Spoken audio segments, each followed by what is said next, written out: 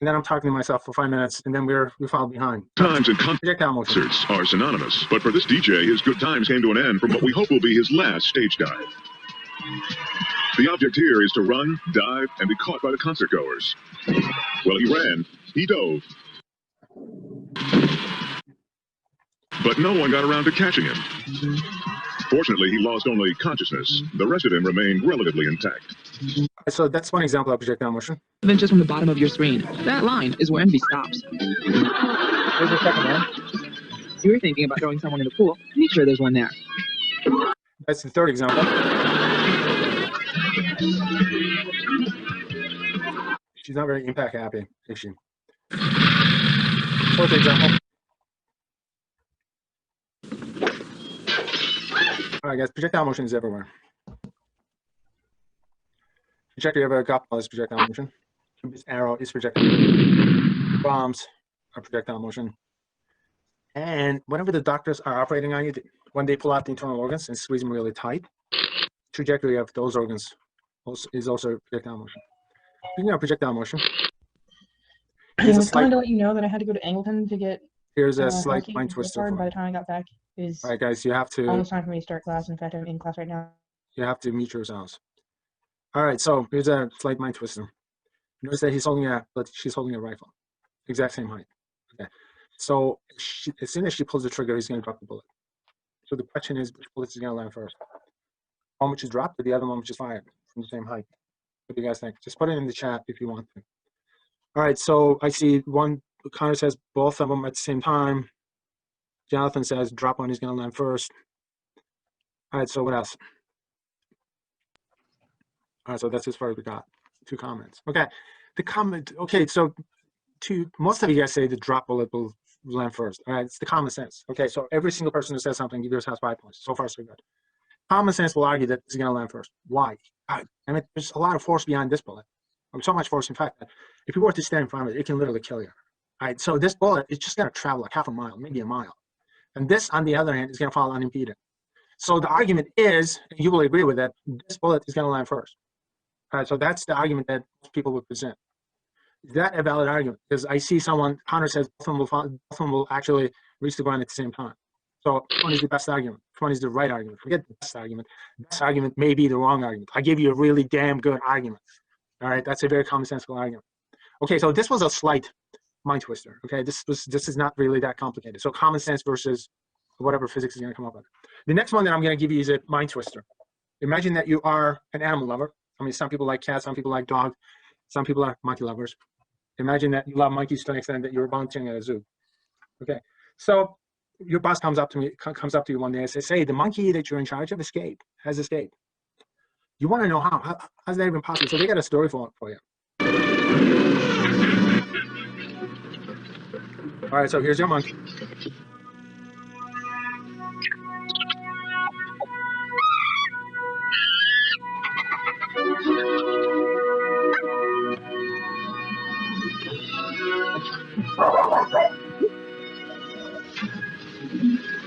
Going through a projectile motion in this escape. Yeah, it's kind of like that. Sierra Mist. Taste one shockingly refreshing lemon lime. All right, so I want you to go capture the monkey. What do you need? All right, guys, this is false advertisement. Sierra Mist is not going to work. Monkey's not going to go for it. You're thinking, how about bananas? I'm thinking, not. Bananas are not worth your freedom, so that's not going to happen. Tranquilizer. Yeah, you got it, man. You guys are quick on the draw. Tranquilizing gun. Okay, so both of you guys, those of you guys who said that, give yourselves 2 points for that one. Tranquilizing gun. Okay, it just so happens this dude doesn't have a tranquilizing gun. Damn it! Instead, they got a tranquilizing cannon. Oh my god! So you go out and find the monkey, and the monkey is hanging from a tree, and you're about half a football field away from the monkey. All right, half a football field. It's 50 yards, guys. That's 50 yards. Okay. Now, when you fire the cannonball, it's not going to go so fast that you're going to kill the monkey. That's not the purpose. It's going to go fast enough to stun the monkey if you can hit the monkey. Okay, and here's another catch. As soon as you fire the cannonball, it's going to make a loud booming sound, right? So the monkey's going to get scared. He's going to release his grip at the moment you fire the cannonball. So if the monkey gets scared and releases his grip at the moment you fire the cannonball, where would you aim? Above the monkey, at the monkey, or down below the monkey? All right, just put down your, whatever it is that you're thinking, just put it in the chat. Above, at, below. I just want to see where we are. I want to see what the consensus is. So far, below. You guys are aiming below the monkey. Below the monkey. Oh my, most of you guys below. All right, give yourself 5 points, too many variables. I don't care about the variables. Just commit to it. Okay, above, one person, Sarah says above. Okay, we got enough responses, so we'll test it. So majority of you say below the monkey. Majority says below the monkey, below the monkey, below the monkey. How far below, guys? Are you thinking, let me aim right at the ball so I can hit him right in between the eyes? Is that what you guys are thinking? All right, so now we're ready to answer the first one. All right, first one was a leading mind twister. Common sense says that one which is dropped should reach the ground sooner. So you got 2 bullets, the drop bullet should reach the ground sooner. Physics says not really. Physics says no, that's not at all what should happen. According to physics, what should happen is both of them should reach the ground at the same time. I'm thinking, how could it be? I'm thinking it's free fall, guys. Ignoring friction, what's the only force acting? Gravity. What does gravity do? Gravity makes everything fall at the same rate. Remember, regardless of their weights, under the influence of gravity, the feather and the hammer would be falling at the same rate. This week, we're adding on to it. We will say, regardless of how fast the bullet may be moving horizontally, it's still going to fall under the influence of gravity. All right, that's known as projectile motion. So projectile motion, in essence, is the same as free fall. Remember, free fall is the motion under the influence of gravity and gravity only. This is also the motion under the influence of gravity and gravity only. It doesn't matter how fast this bullet is going to get fired from the gun. It doesn't matter that this is going to travel half a mile, 1 mile, 2 miles. I don't know. It doesn't matter. Everything is still going to fall at the same rate of acceleration. All right, so the projectile motion along the y direction, along the vertical direction, is the same as free fall.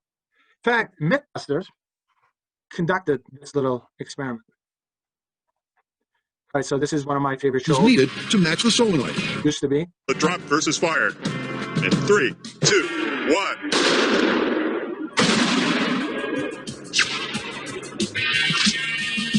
But from 360 feet away, the boys can't see exactly where the fired bullet landed. Let's go see where it hit. So Adam takes a one-wheeled ride down the room to check out the drop zone. Wow. And the results are simply ripping. Can't get much closer than that. Oh, I can't wait to see the high speed.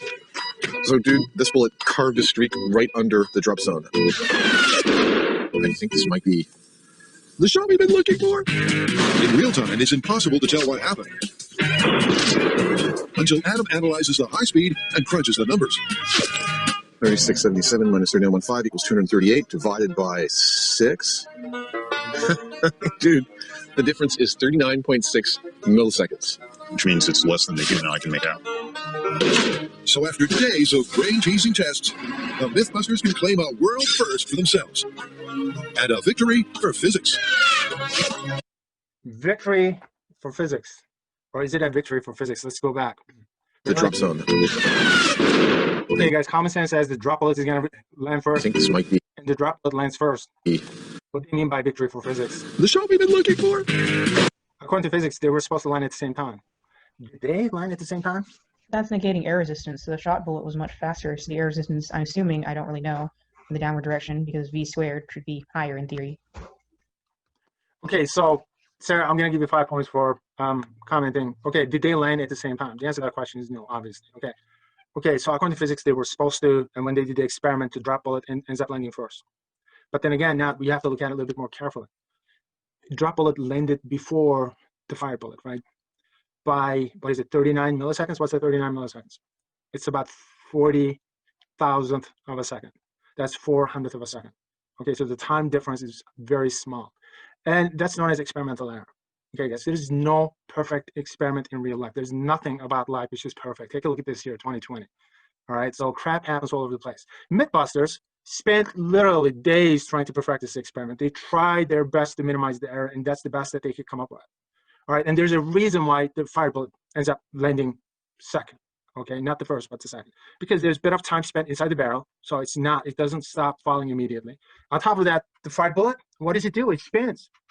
So what does it matter? Well, it spins. It's just like a football. When a quarterback throws a football, what happens? It spins. Why does it matter? It matters because the ball generates a lift when it's spinning. Same thing happens to the bullet. So it's falling, but there's a bit of an air friction. It's just making it generates a lift. So this thing is not falling as fast as the other bullet does.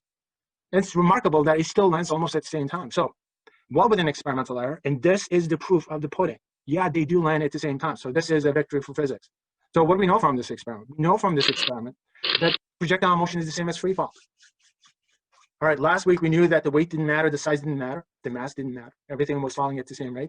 And what do we know this week? We also know that the horizontal motion doesn't matter. I don't care that you're speeding up or going at a constant speed along the horizontal direction. Everything is still going to fall at the same rate. All right, so pick out the best answer and place your answers in the chat.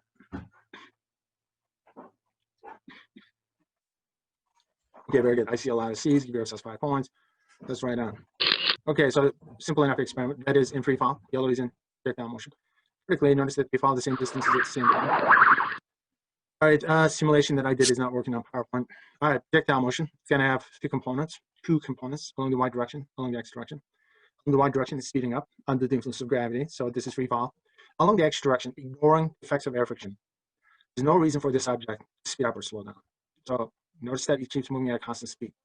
How do we know that it's moving at a constant speed? The distance between adjacent points is the same. So it's moving at constant speed along the x direction. All right, so let's move on to a mathematical model at this point. So chapter number 3, we're studying motion in 2D, so two-dimensional motion. Two topics that we're going to look at. We'll spend 80% of our time in projectile motion. So projectile motion is going to be two-dimensional motion. You end up getting this arc that's known as a parabola. So it represents the trajectory of motion of that ball that you're looking at. It's got an initial velocity. It's got an initial angle. They're not going to be the initial angle. So it's going to move along the x direction. That's known as the range. It's just moving up and down along the y direction. All right, so this represents the height. Yeah, it's going to take a certain amount of time for it to move along the x direction. And I want you to notice that it's going to take the same time along the y direction while it's going up and down. So this time is the same as that time. So the times are identical. All right, so this is a velocity vector. So it's going to have two components. It's going to have a component along the x direction and the y direction. And there's going to be a final speed. Its final velocity is going to have two components along the x and the y directions. And if you know the components along the x and the y directions, you can actually construct a velocity vector. I will show you how. But for now, let's make a transition to the full projectile motion from the sideways projectile motion. Okay, I want to make this transition because mathematically it's easier. Okay, so it's a step in between. So the students usually make the adjustments easier if I step into this. So sideways projectile motion simply means that motion is going to start at the peak of its arc that you're looking at. There's going to be a horizontal speed. It's not going to be a vertical speed. So only the y direction, the speed is going to be 0. So as the object is moving horizontally, it's just going to fall under the influence of gravity. All right, so sideways projectile motion. Okay, so what I'm going to do is I'm going to make a transition to the sideways projectile motion, okay, from free fall first. So these are complete free fall equations. The first one is going to locate the object for you at a given point in time. The second one is going to tell you how fast it's moving at that time. The third one is going to tell you how fast it's moving at that point. But what I'm going to do, I'm turning it into a sideways projectile motion. I'll get rid of the initial speeds along the y direction. So we will have 3 reduced formulas. All right, so you know the vertical location for a given time, you know how fast it's moving in the vertical direction at that time. And if you know the vertical position, you know how fast it's moving along the vertical direction. Along the x direction, believe it or not, the motion is going to be predictable because once again, there's going to be uniform acceleration along the x direction, except there's no reason for the object to speed up or slow down. So that acceleration is going to be 0. So it's going to be a uniform 0 acceleration. What that means is the acceleration terms will drop out.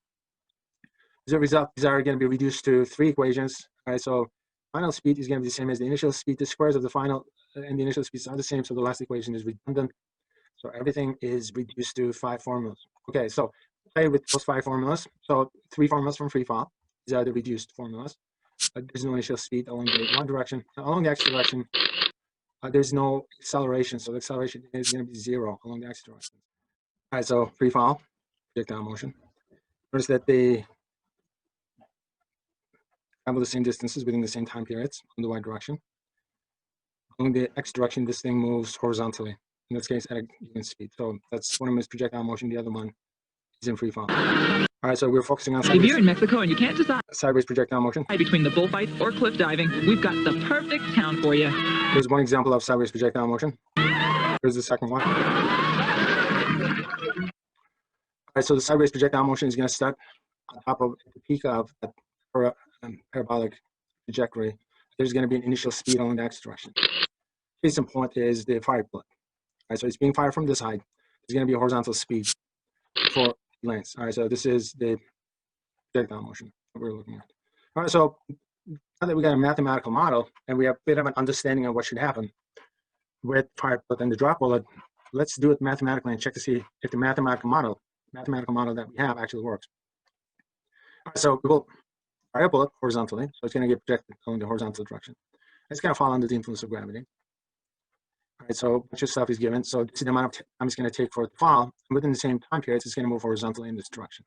Okay, so let's focus on what's given. We know the initial speed of the bullet is going to be 2,500 miles. We also know that it's being projected or fired from a height of 6 feet above the ground. Okay, and we also know that ignoring the effects of air friction, gravity is the only force acting on it. All right, so it's going to be roughly about 10 meters per second squared. So what do we want? Okay, so we want to know the amount of time it's going to take for it to fall. And we also want to know how far it's going to travel within that time period. That's it. All right, so we'll check to see what the range of this bullet is. All right, so now that we listed everything, before we move forward, let's do the conversions to proper units. All right, so miles per hour to meters per second. And then feet to meters. So we got our numbers. All right, so we're ready to go. Okay, so now let's get 5 formulas that we had. So 3 from free fall, and 2 from horizontal motion. So we got 5 formulas. Let me just label them so it makes it easier to discuss stuff. Okay, so T is what we're looking for. Okay, so, and up to and including part A, these are the letters available to us. All right, so these are the letters that are available to us.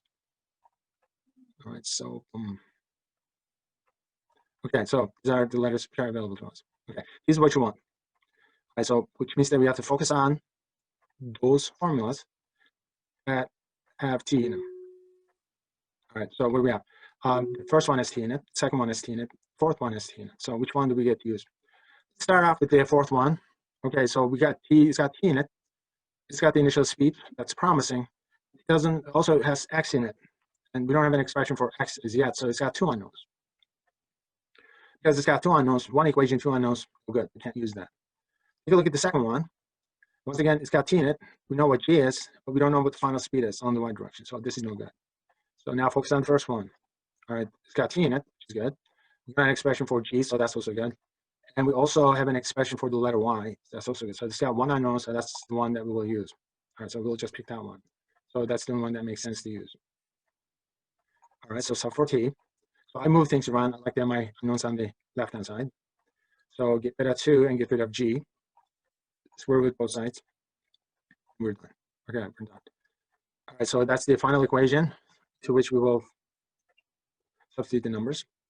All right, so we got the letters. Okay, so it's a wiggly 10, which means it's an approximate 10. So it's going to give you 6/10 of a second. So the bullet is going to take about 6/10 of a second to reach the ground. That's what it means. All right, so everything is going to be done with in a fraction of a second. The next question is, how far will the bullet travel within 6/10 of a second? So X is what you want. X is right here. There's only one formula that has X in it. This is the only one. Okay, so this one is a no-brainer. And so X is what you're looking for. You know the initial speed, which is this. You know the time, which is 6/10 of a second. So that's the formula that we get to use. Okay, so they plug the numbers in metric units, and it's going to give you the number in terms of meters. No good. We have to convert it to something that we can relate to. Miles is going to work better because it's a fast traveling bullet. Then we do a conversion to miles, and it's going to give you about 4/10 of a mile. Okay, it's almost half a mile, guys. So this bullet is going to land within 6/10 of a second, almost half a mile away. All right, so it makes sense. So the next question is, how about the bullet just dropped? All right, so when you drop a bullet, how long will that take? All right, so we know conceptually that it should take the same time. It should take 6/10 of a second. But how do you do it mathematically? Guys, it's the same as free fall. So you're limited to only using these 3 formulas. And the only one that you cannot use the last one because it doesn't have T in it. You can try this one. You don't know the final speed. So the only one that you can use is this one because you know the height, you know G, sum for T, which you already did in part A of the question. All right, so it's the same as part A of the question. So the fire bullet is going to take 6/10 of a second.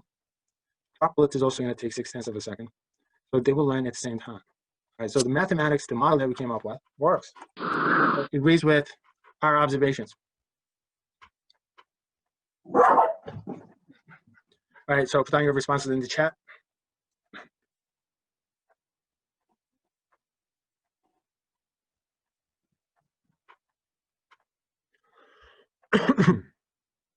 Okay, good, guys.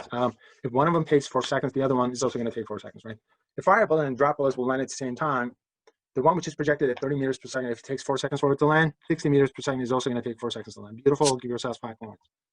All right, so now let's make a transition from projectile motion to impact. Right.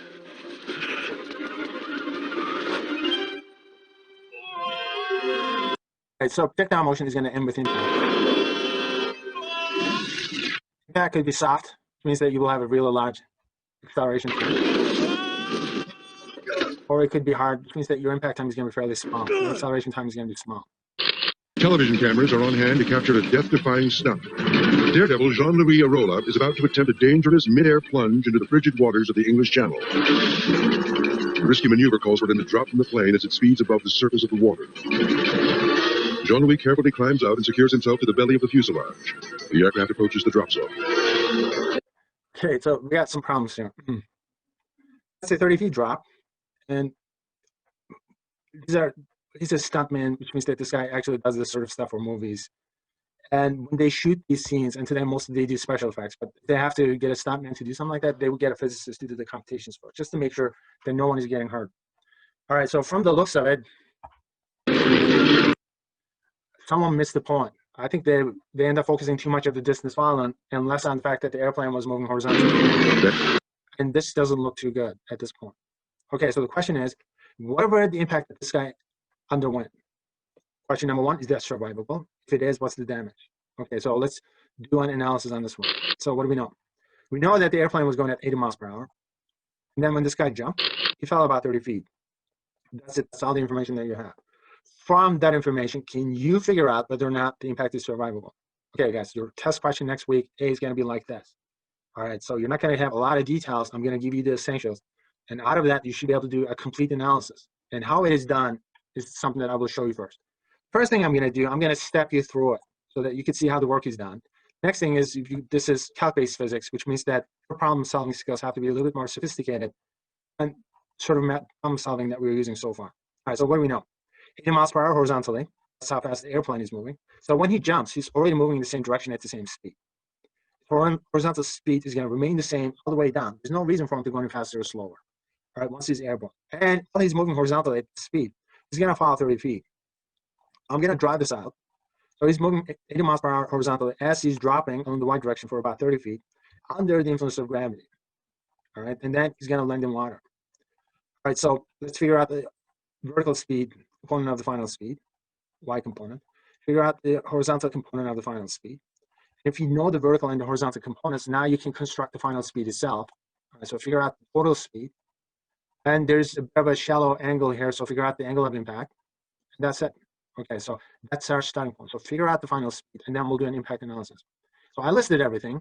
Before I move forward, I just want to make sure that everything is in the correct form, because you don't want any confusions. You want to make sure that your numbers are in the proper form before you move forward, because this thing is going to be involved. So miles per hour to meters, second, feet to meters. Okay, guys, we've done the conversions quite a few times. At this point, it's a good time. This is chapter number 3. I know how to do the conversions. I haven't seen the first test yet, but at this point, I have to assume that you do know how to do it. All right, so moving forward, what do we do? All right, so without showing the work, I do the conversions because I know how to do them, and you should too. So miles per hour in terms of meters per second, feet in terms of meters. Okay, we're good. The next point is just find the y component of the motion, speed, final speed. Immediately, you notice that there are 2 formulas that you can use, 2 and 3. Both of them have the y component of the final speed. Now you've got to make a decision. Do you pick the second one or the third one? Well, try to pick the second one. Immediately, you notice that you don't have time, so it's out of the question. So through elimination, trial and error, you know that the third one is the only one you can use. Okay, because you know the distance found. Okay, cool. Get rid of the square by taking the square root. That's as far as this goes. All right, so the numbers in terms of the metric units. And then obviously the number in terms of something that you can understand. So this is roughly about 30 miles per hour. So this guy, when he hit the water horizontally, the vertical speed was 30 miles per hour. Now, what is the horizontal speed? Horizontal speed doesn't change. Ignoring the effects of air friction, there's not going to be any change in speed. Okay, guys, horizontally, speed does not change. Right, that's it. Okay, so there's no reason for him to go any slower or faster. So horizontal speed is going to be 80 miles per hour. So that's the x component of the speed. So along the y direction, he's going at 30 miles per hour. Along the x direction, he's going at 80 miles per hour. So what is his total speed? All right, how do you get the total speed? It's obviously it's called calculus, but I'm gonna ease you into it. I'm not gonna call it calculus. I'm gonna call it trig. I'm gonna show you a reasonable way of doing it. Okay, so you got speed, which has 2 components in this case. You got the velocity, which has 2 components. You got a y component and an x component. And the way to do it is you make a rectangle, and then you draw a vector connecting these 2 edges. Then notice that the bottom one, I'm going to turn that into a triangle, right angle triangle. Okay. And then I'm going to do some weird. Okay, so velocity vector is along this direction. It's an arrow, guys. You can move it up and down as long as you don't change its magnitude and direction. This is free to move anywhere you want to put it. So this is the same as this. So I just move it down and create myself a triangle, right angle triangle. So this is your velocity vector along the x direction. This is your velocity vector along the x direction. This is along the y direction. This is along the x direction. And now this becomes the hypotenuse of this triangle. Hypotenuse of this triangle is your net speed. This is your total speed that you're looking at. All right, so this is going to represent your total speed. All right, if this is a triangle, how do you figure out hypotenuse? Pythagorean theorem. All right, so the square of the base times the square of the height is going to give you the square of the hypotenuse. So in essence, that's what we did. If this is what happens, this v is the final speed, resultant speed, total speed. And then next thing you have to do is just numbers.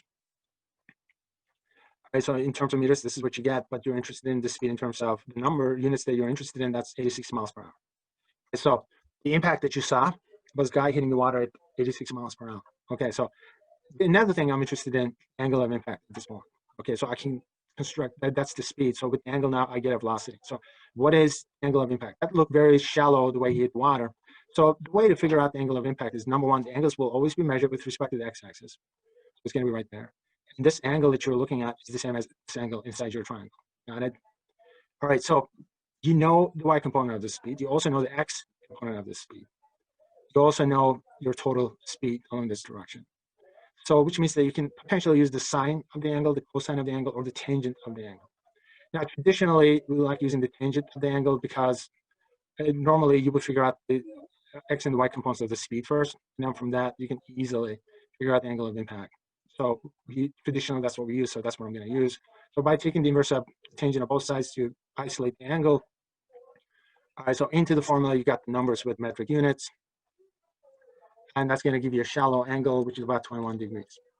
All right, so this is the entire projectile motion, high school style, one step at a time.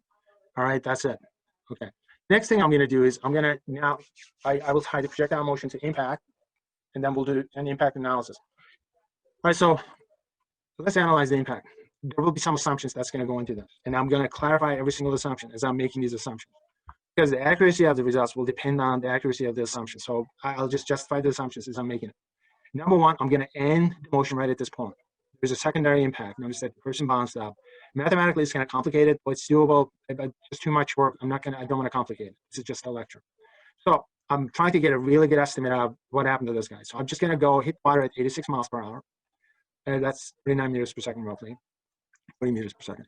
I'll bring him to a stop within 10th of a second. Okay, 10th of a second is the time it takes for the paint to register. So I want him to know that he just hit something that felt like concrete. All right, and then I'll bring him to a complete stop at that point. So it'll just come to a complete stop. So final speed in projectile motion is going to become initial speed and impact.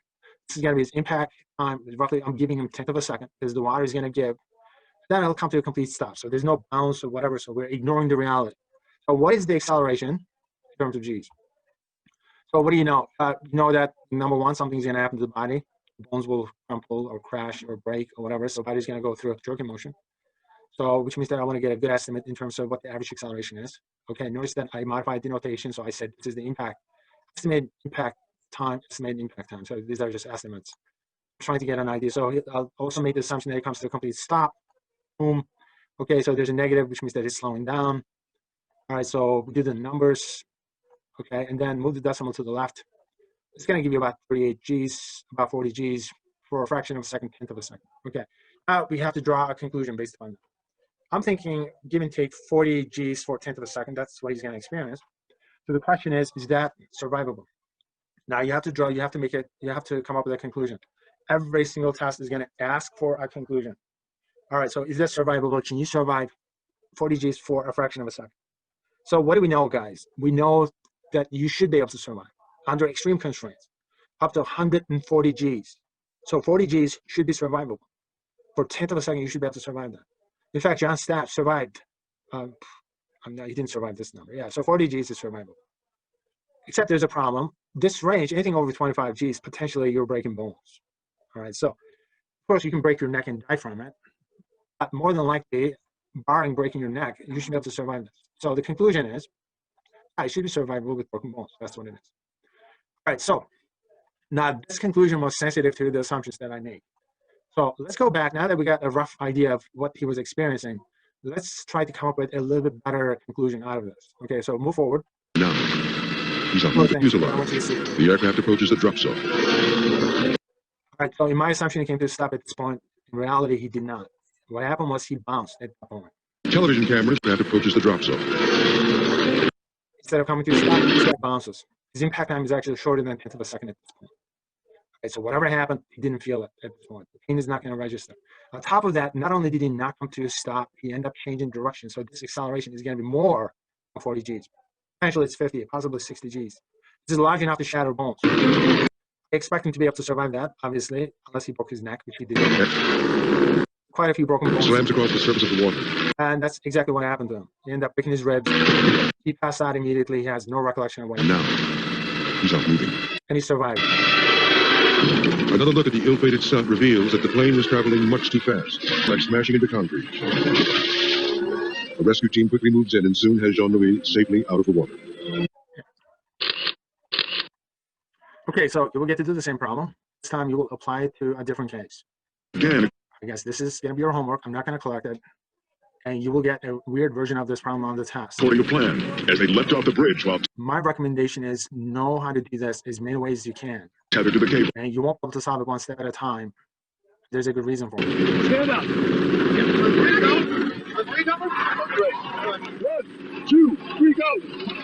But as the team was about to reach the end of their first arc, the cable snapped, and 4 men and 1 woman plummeted 70 feet at 80 miles per hour, slamming into the water with terrifying force.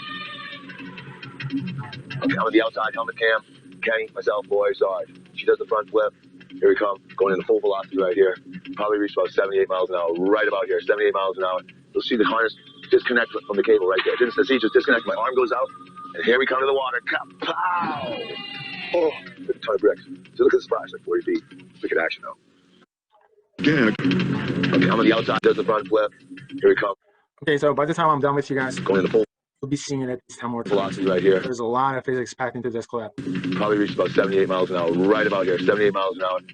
Imagine that's probably about 80 You'll see the harness at the time the cable snaps. disconnect from the cable right there. Didn't That's sideways projectile motion. see, just disconnect. My arm Initial horizontal speed is 80. goes out, As these guys are falling vertically, and here we come to the water. a distance of 70 feet. Okay, so it's exactly identical to the previous example problem. Okay, so they're moving at the same speed at 8 miles per hour as they're falling on the horizontal vertical direction at 70 feet, distance of 70 feet. Okay, so the impact time was 10th of a second. The question is survivable. Is that survivable? And what's the damage? All right, so that's what you will get to investigate. So this is from the handout, it's problem number 3. So that's your homework. I'm going to move on to problem number 4. So far, we're doing procedural problems. Again, news for you that we haven't done a real physics problem as yet. Okay, so this is your first real physics problem. So this is going to illustrate how problems will get solved at this level. Okay, so involves this problem number 4. So you're throwing a ball horizontally from the roof of a building. So the building is 70 feet tall, and that is going to land 20 feet from the base of this building.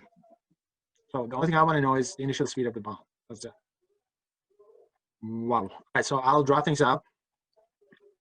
So it's being projected from the roof. All right, so this with unknown speed. All right, so the from a height of 70 feet, and it's going to land 20 feet from the base of the building. Assuming that the gravity is the only force acting on it, so that's the effect of gravity. So the question is, what is the initial speed? Okay, so before doing anything else, guys, just make sure the units are the proper units. Okay, so just don't jump into anything, or else you're going to feel like you're burning in the pit of hell. Okay, this thing gets really complicated, numbers not expressed correctly. Okay. All right, so how do you solve a problem like this? Okay, it's no longer a procedural problem. This is like a real life problem. You don't have the luxury of, oh, I'm going to look at my symbols and then pick the best formula possible. It's not going to work. I wouldn't give you anything that simple. You guys are engineering majors or hardcore science majors, including physics. Okay, so how do we do a problem like this? All right, the way I would approach these problems, every single person may have a different way, but you still have to show work. My approach usually is just whatever it is that I need to solve, I'll just go after it directly. Okay, so I'm just going to go after this. So I'm going to look for a formula that has the initial speed in it. Mean initial speed along the x direction, formula number 4 and 5 will have the initial speed along the x direction. So that's what I'm going after. 5 is useless. It says the initial and final speeds are the same. 4 is the only one that I can use. So I'm just going to grab that blindly, and I'm just going to wrestle with it. All right, so I grab fourth equation, and I'm going to wrestle with it. Okay. the way we will play this game, you do algebra. I'm not going to allow you to. I'm not going to allow anyone under any circumstances to use numbers. Okay, understand this is the game you play. You can solve the problem any way you want, provided that it's multiple choice. I don't care about that. All right. When you do show work problems, you do not under any circumstances use numbers. You can use a calculator to do the conversions, but 99% of your work is going to be done symbolically. I don't want to see any numbers. If you're thinking you got the freedom to do so, absolutely, provided that you understand that you will lose a lot of points every time you deviate from what I'm asking for. All right, so now we got problems. The problem is you got two unknowns. You don't know the initial speed, you don't know the time. So the next thing you need to do is you need to find an expression that's going to give you time. Fourth formula has time in it. Obviously, that's the one you're using, so you cannot use it again. So you have to look at the first one and the second one, check to see if you can use the second one. Well, for you to be able to use the second one, you have to make sure that it says only one unknown. You don't know what the final speed is on the y direction. Notice that you don't have a symbol for it, so you cannot use that. Keep the first one, check to see if you can use that one. You got an expression for g, obviously. You also have an expression for the letter y. Yeah, this is good, so pick that one. All right, so you say, okay, so I can get my time from there. So grab the first formula. All right, solve for time, and then substitute back into this formula. That's what I'm going to do. Okay, so we will do a lot of back substitutions. All right, so I want to get my unknown on the left-hand side, so get rid of the 2's and g's. Boom, boom, boom. All right, so get rid of the square by taking the square root. Okay, so that's the final expression that gets substituted into that one. All right.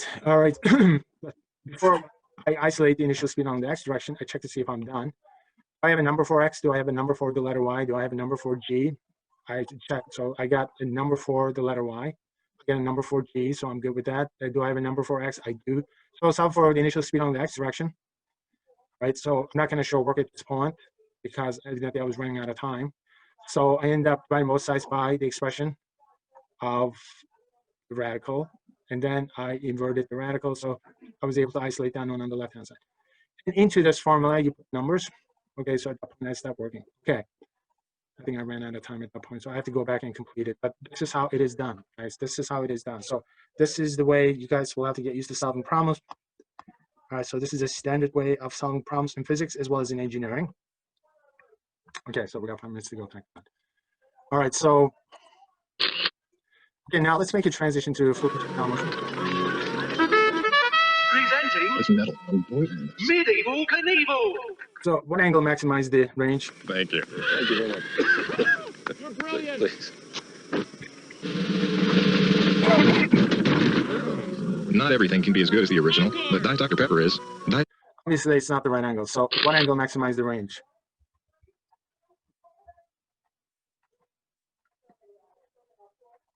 Okay, guys, let me ask you a completely different question. What angle maximizes the range? Okay, I see 45 degrees. How do you know? How do you know that the 45 degrees maximize the range?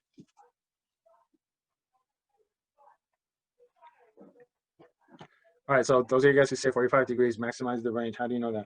All right, do you know that because most of you guys, for most of you guys, it's book knowledge. I don't really rely on book knowledge that much because this is something that you can learn through experiment. I knew that when I was a kid. The reason why I knew when I was a kid is because I grew up in Turkey, and I know baseball is huge in the United States. Don't care much for baseball. I find it really boring. And maybe part of the reason is because I don't understand the game. And so I grew up playing soccer, and when I was growing up, we didn't have a lot of parental supervision, so it was fun. So you would play for hours and then drink water. And then in order to make it competitive, we used to do pissing contests. That's a real thing. All right, so for a trial and error, you discover that, hey, 45 degrees is going to maximize the range. So you don't have to look it up. You can actually experiment. For opting is, though, forget 45 degrees. It's going to maximize the range, but look at 75 degrees. Look at height you can gain at 75 degrees. Stuff that you can do with it at 75 degrees. So imagine that you're at a baseball park, been there a couple of times, all right? The game is boring enough, so most people drink, including myself. So if you're drinking, obviously you got to go piss. And then when you go to the bathroom, there are lines. So what I'm about to say is going to make perfect sense to you if you're tipsy and drunk. Okay, you're in a hurry. You have to go, except you cannot hold it much longer. And you're right behind this guy, and you're thinking to yourself, I wonder if I could piss over this guy's head. And you know, it might be possible at 75 degrees. All right. All right, so if you want to try something like this, my recommendation is practice. This is something that you have to practice at home. All right, get your little sister or brother, check to see if you can piss over somebody's head. The last thing you want to do is try to piss over somebody's head while you're tipsy in a park. all right? Because you're gonna end up hitting someone in the back of the head, and nothing is gonna piss someone off more than getting pissed upon. All right, so remember, 75 degrees is the way to go, and 45 degrees is gonna maximize the range. And a 160-pound physics professor. Cosine theta times t. Muscle power Zero. and brain power. Professor Henry Vaught says it takes both to be a great home run hitter. Muscles alone, even these muscles, are not enough. I could picture a lot of brute strength wrestlers that get up there and they strike out every time. Wouldn't work. Balk has a formula for what happens up there at the plate. V0 sine theta times the time that's elapsed minus 1/2 GT squared. Okay, I don't get it either, but he's willing to put it a simpler way. A 90-mile-an-hour fastball travels 132 feet per second. That means it takes less than half a second to get from the pitcher's hand across the plate. Only quick thinkers connect. There's very little time to change your mind. Balk says most of the energy for the swing comes not from McGuire's massive arms, but from the muscle power stored in his torso and legs. When he uncoils from his crutch, that power is released. The arms play a less of a role. They're primarily a communication thing. It's those other muscles that do the job. At impact, some of the energy in the ball and bat is converted to heat, some to the flight of the ball. The rest is converted to electricity in the sands. Wow! What a shot! I'm still shaking. I'm electrified. Wow, I saw it. Baseball players aren't known for being big on physics, but they all understand this equation. And they do know a little bit of geometry. As they're fond of saying, it's a round ball and a round bat, and you gotta hit it square. Brute strength For what happens up there at the All right, so plate, muscles alone. sure a lot of wouldn't work. Balk has a formula for what happens up there at the plate. V0 sine notice that it's got sines and cosines theta times the time over the time place. that's elapsed. Okay, so yeah. Okay, cool. Let's go now. Okay. All right, so you got the full projectile motion, initial velocity, final velocity, initial angle, the final angle right here, x and the y components of the initial velocity. This is the range of this motion. So this is the amount of time it's going to take for it to travel this distance. All right, so this is the total height in the y direction, and the amount of time it takes for it to travel this way is the amount of time it's going to take for it to go up and down. All right, so in describing motion, we got our three Fowler equations. Along the x direction, the acceleration is constant. So we got two more equations. All right, zero acceleration. So everything is predictable. Here, acceleration is fixed to 0. And here, the acceleration is fixed to roughly about 10. And so let's acknowledge the fact that you got pluses and minuses in front of the second term. So these are the full Fowler formulas. So we got 5 formulas. Okay, so this is your initial velocity, and initial velocity has an x and y component, right? So these x and the y components of the initial velocity need to be expressed in terms of the initial velocity itself. So you got the final velocity as an x and the y component. All right, so how do we express the x and the y components of the initial velocity in terms of the initial velocity itself? Okay, guys, notice that you can turn this portion into a small triangle. Okay, so yeah, it is a small triangle. So this is the x component, this is going to be the y component. All right, so opposite over the hypotenuse is going to be sine. So the y component is going to be sine of the angle of the initial velocity. All right, so the x component, this is the adjacent component. So you're going to be looking at the adjacent component over the hypotenuse. So that's going to be cosine of the angle. All right, so cosine of the angle of the initial velocity is going to be the x component. Okay, so you got 5 Fowler equations. Now we end up getting 2 more equations from Craig. Okay, so once again, here's the x component. I'm making a small triangle. The y component is going to be up in that direction. Okay, so we got our small triangle. So VO is going to be the hypotenuse that you're looking at. So adjacent over the hypotenuse is going to be the cosine, so that's going to give you VOX. And opposite over the hypotenuse is going to be the sine of that. All right, so just remember, if it's the adjacent, it's always going to be cosine. If it's the opposite, it's always going to be the sine. That's how I usually remember it. So you got these Craig identities we will get to use. Okay, so that's it. This is the full projectile motion. So we got 5 formulas and we got 2 trig identities. Those are not identities, sines and cosines. Okay. Problem number 5, I think this is the last one I'm going to do. Okay, so this is for your, this one is for your extra credit. If there's an extra credit problem, I'll make sure it's either very similar to 4 or 5. I think that's fair. Okay, so one of the things that I want you to focus is the formulas on the right. So I got this from the formula sheet. Let me set this up first and then we'll focus on that. Okay, so notice that if a ball is being kicked at ground level with its initial speed of 50 miles per hour, so that's the initial speed, it's right there, with an angle of 35 degrees. So the angle is also given. So that's 35 degrees. All right, so how much later will it hit ground? So T is what we want. Okay. I want you to remember that the amount of time it takes for it to travel this way is the same amount of time for it to go up and down. Okay, so it's the same amount of time. Okay, so we have one single conversion. Okay, I'm not showing work because you guys know how to do it right now. All right, so now solve for t. Okay, so now let's focus on the formulas. These are the uniform motion formulas along the x direction, free fall formulas on the y direction. Okay, so the acceleration on the x direction is going to be 0. What I'm going to do is I'm going to put a subscript indicating that this is the initial velocity along the x direction. And these are formulas for motion on the y direction, free fall. Okay, so there are 5 formulas for projectile motion. Okay, now we're interested in t. So I highlighted ones equations that have t in it. The first one has a t in it, the third one and the fourth one have a t in it. Okay, now we have to make a decision regarding which one to use. All right, so now we have to do trial and error. Okay, so I'll start off with the fourth one. This has got t in it. Ideally, you want an equation that has only one unknown, and your unknown is going to be t, right? Okay, fourth one is not good because we don't have the final velocity along the y direction. So the final velocity along the y direction is in the downward direction, so I can't use that. Okay, look at the first one.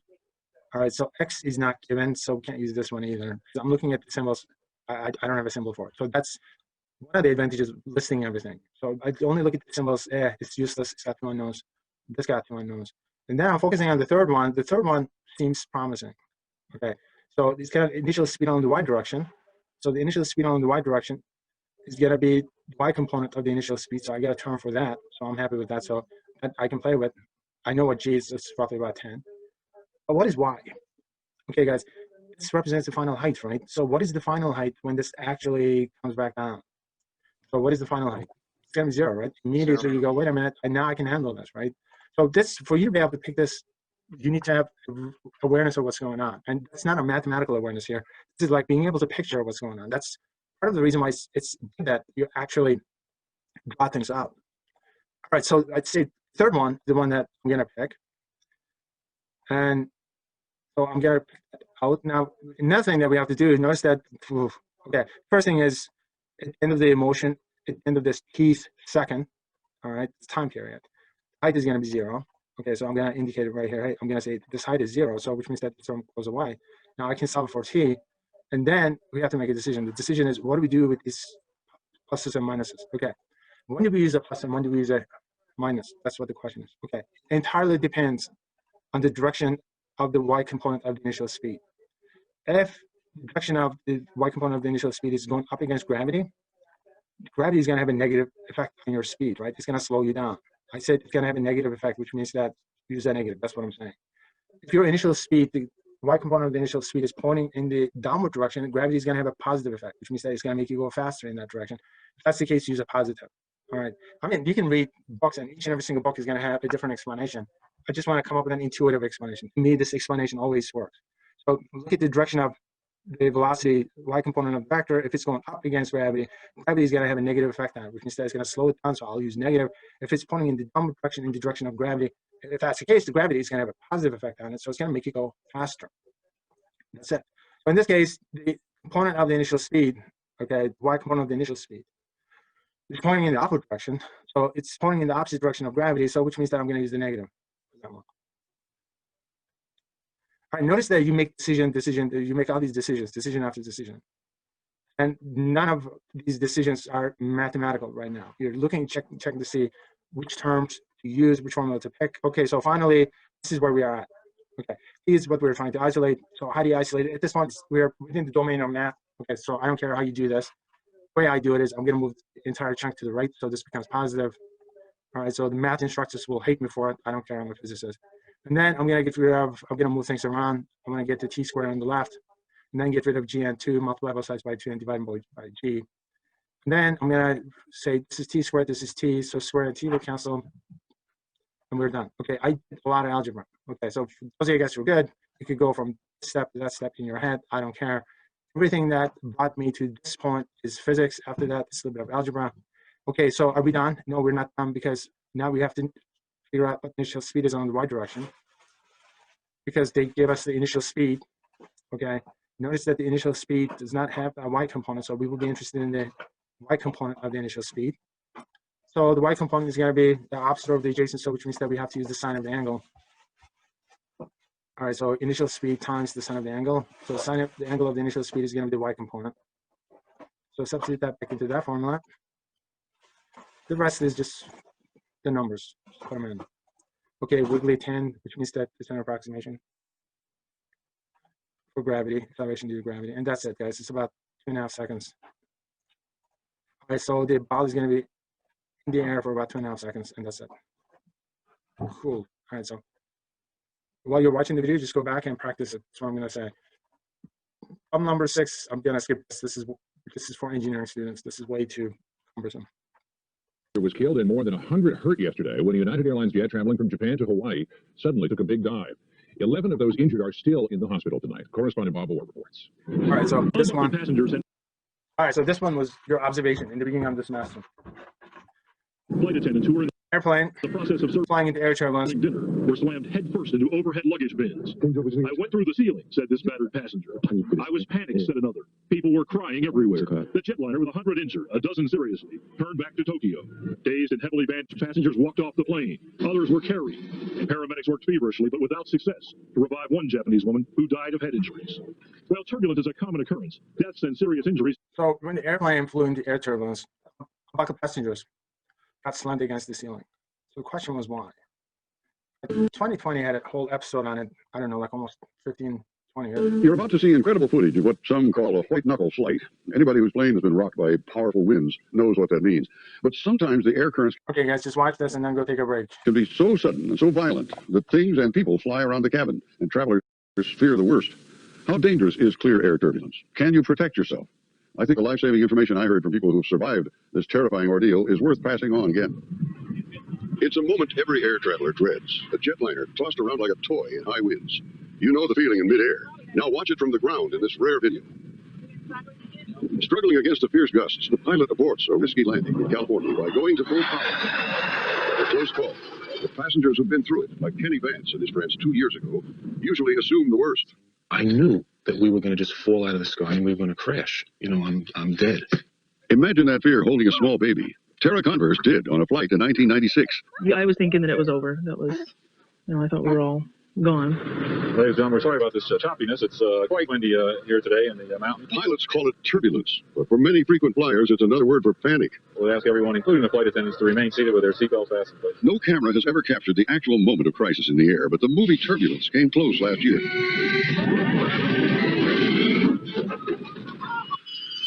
In Hollywood, the effect was created with a giant rotating set. In real life, there is no giant safety net. A passenger did videotape these scenes of fear and confusion last December, minutes after a United 747 hit severe turbulence at 31,000 feet. The plane was forced to return to Tokyo, and despite frantic efforts to start her heart, one passenger died of internal injuries. 74 others, including crew members, were injured, some seriously. How dangerous is air turbulence? Can it rip a plane apart? Cause a pilot to lose control? At ground level, the experts say, turbulence called wind shear is a real hazard to aircraft. But sophisticated instruments on runways can detect wind shear and alert pilots to the danger. That's less true at high altitude, where commercial airliners encounter turbulence most often. Here, violent winds of different speeds and temperatures lurk in the atmosphere and prey on unwary flyers. Stand right by your side when the going gets up. Kenny Vance is lead singer with the Planetones. He and two of his musical partners, Murray Weinstock on keyboard and Gary Bonner, were returning to New York from a performance in L.A.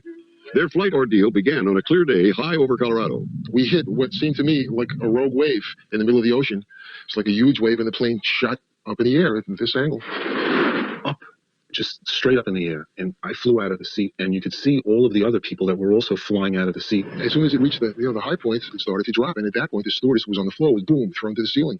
So was Jake Converse aboard a different flight. Tara was feeding a baby yogurt. And Jake went flying out of my arms, and yogurt went all over the place. And he hit it. The reading light broke with his head. Restrained by her own seatbelt, Tara watched helplessly as the infant lay prostrate against the overhead luggage bin. I remember looking up, and his back was just flat against the top. Was he hurt at all? He had on the side of his head, it was red, and where he had hit. And I kind of held him real close to me and tight after that until we landed. Jake was lucky. Both planes eventually landed safely, but ambulances lined the tarmac. More than 20 passengers were carried off on stretchers, many with head and back injuries. This flight we landed, we're safe.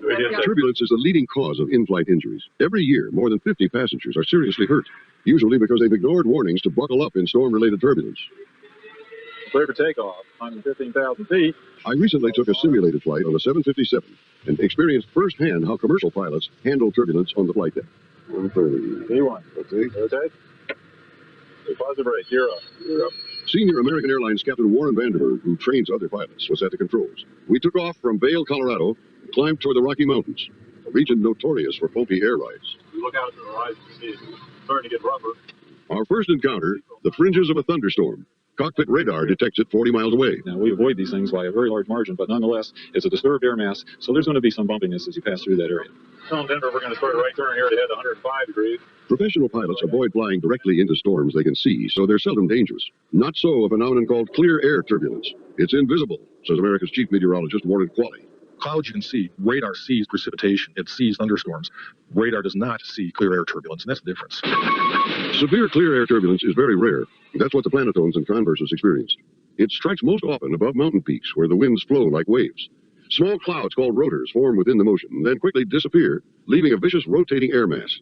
While computer models attempt to forecast clear air turbulence, pilots usually fly into it blindly. Sometimes it even occurs above flatlands or over water. Good morning, ladies and gentlemen. Welcome aboard United Airlines Flight 1586. Just ask United flight attendant Lisa Stream. In 1992, she was preparing the cabin for landing as the Jumbo 747 began its descent into Miami. Out of the blue, the plane suddenly dropped, and Lisa was tossed straight up.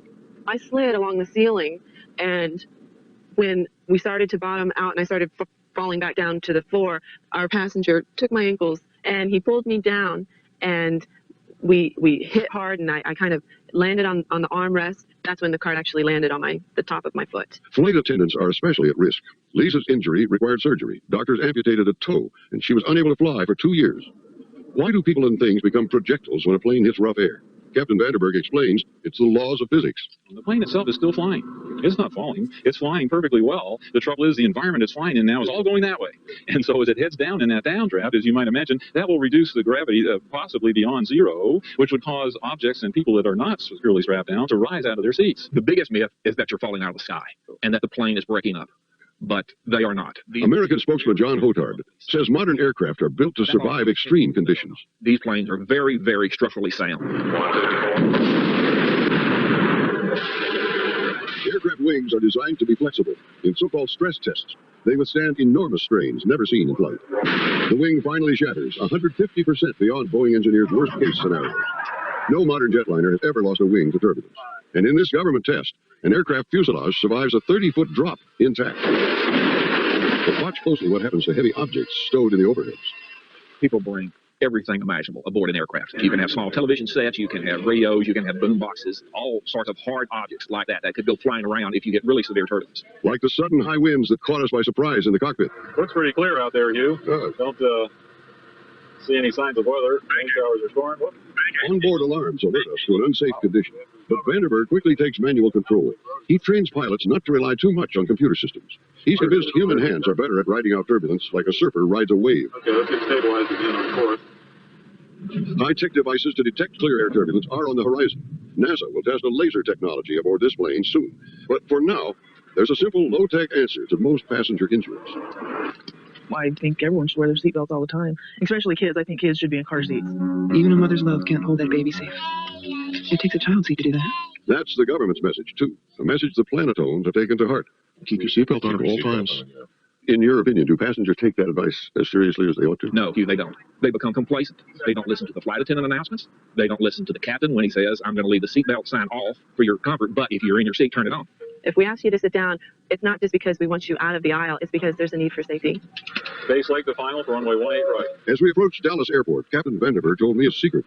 When I'm a passenger, it's difficult for me to relax in turbulence, whereas when I'm at the controls, I know it's going to work out. You're flying the airplane. Having made that admission, he turned the controls over to me.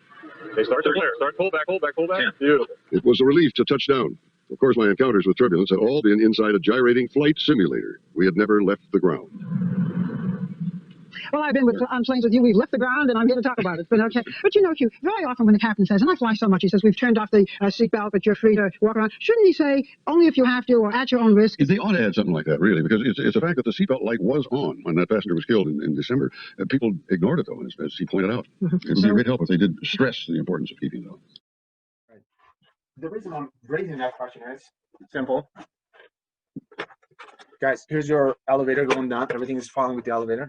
In projectile motion, everything is moving horizontally while they're falling under the influence of gravity.